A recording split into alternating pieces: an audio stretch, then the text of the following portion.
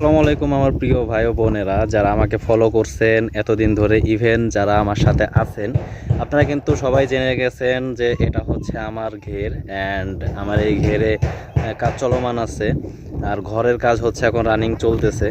তো ঘরের কাজ আলহামদুলিল্লাহ অনেকটাই শেষ হয়ে গেছে, হয়তোবা কালকে পুরোপুরি শেষ হয়ে যাবে। তো ওই যে পিছনে দেখতে পাচ্তেছেন যে ওইখানে হচ্ছে টিনের কাজ করা হচ্ছে আর কি, টিন লাগানো হচ্ছে চারি সাইডে। কালকে হচ্ছে চালের কাজ করা হবে।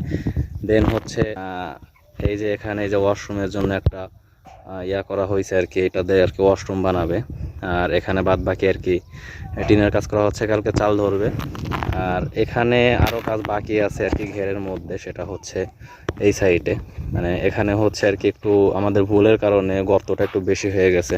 তো মাছ চাষ করলে তো আসলে জাল ফেললে এখানে মাছ উঠবে না, তো এখানে একটু সংস্কার করা বাকি আছে। তো চার সাইডে আর কি এই কাজটা শেষ হওয়ার পরে দেন হচ্ছে পুকুরে আরও সংস্কার করব। যেহেতু গলদা চিংড়ি চাষ করব, সেক্ষেত্রে পুকুরটা সেইভাবে হচ্ছে রেডি করতে হবে, না হলে আসলে গলদা চিংড়ির চাষে সফলতা পাওয়া সম্ভব না।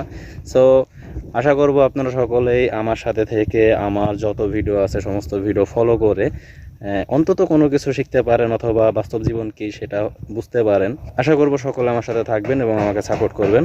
তো দোয়া করবেন আমার জন্য সবাই।